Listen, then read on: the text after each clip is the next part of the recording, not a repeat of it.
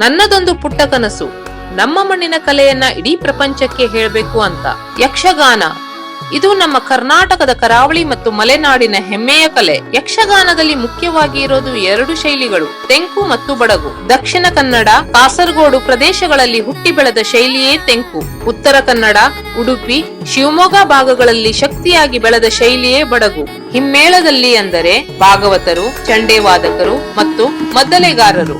ಮುಮ್ಮೇಳದಲ್ಲಿ ಅಂದರೆ ವೇಷವನ್ನು ಧರಿಸಿ ಭಾವನೆಗಳಿಗೆ ರೂಪ ಕೊಡುವವರು ಮತ್ತು ವಿವಿಧ ಪಾತ್ರಕ್ಕೆ ಜೀವ ತುಂಬುವ ಕಲಾವಿದರು. ಯಕ್ಷಗಾನ ಅಂದಾಕ್ಷಣ ನೆನಪಾಗೋದು ಆ ಭವ್ಯವಾದ ಕೆಂದಾವರೆ ಕಣ್ಣುಗಳು ಮತ್ತು ಬಣ್ಣದ ಮುಖ. ಈ ಬಣ್ಣಗಾರಿಕೆ ಅಷ್ಟೊಂದು ಸುಲಭವಲ್ಲ. ಕಲಾವಿದರು ಗಂಟೆಗಟ್ಟಲೆ ಕುಳಿತು ತಮ್ಮ ಮುಖದ ಮೇಲೆ ಪುರಾಣದ ಪಾತ್ರವನ್ನು ಸೃಷ್ಟಿಸುವುದು. ಇಲ್ಲಿ ಪುರುಷರು ಸ್ತ್ರೀ ಪಾತ್ರಗಳನ್ನು ಸೇರಿದಂತೆ ಎಲ್ಲಾ ಪಾತ್ರಗಳನ್ನು ನಿರ್ವಹಿಸುತ್ತಾರೆ. ಆದರೆ ಈಗ ಮಹಿಳೆಯರು ಕೂಡ ಯಕ್ಷಗಾನದ ಒಂದು ಭಾಗವಾಗಿದ್ದಾರೆ. ತಲೆಯ ಮೇಲೆ ಭಾರವಾದ ಕಿರೀಟ, ಎದೆಯ ಮೇಲೆ ಆಭರಣಗಳು, ಕಾಲಿಗೆ ಗೆಜ್ಜೆ ಕಟ್ಟಿದ ಕ್ಷಣ ಕಲಾವಿದನ ಮುಖ ಮರೆಯಾಗುತ್ತೆ. ಅಲ್ಲಿ ಉಳಿಯುವುದು ಕೇವಲ ಪಾತ್ರವಷ್ಟೇ. ಯಕ್ಷಗಾನ ಉಳಿಸೋದು ಕೇವಲ ಕಲಾವಿದರ ಹೊಣೆ ಅಲ್ಲ, ಇದು ನಮ್ಮೆಲ್ಲರ ಜವಾಬ್ದಾರಿ. ಯಕ್ಷಗಾನ ಉಳಿದರೆ ಮಾತ್ರ ನಮ್ಮ ಇತಿಹಾಸ ಮಾತಾಡುತ್ತೆ, ನಮ್ಮ ಸಂಸ್ಕೃತಿ ಉಳಿಯುತ್ತೆ.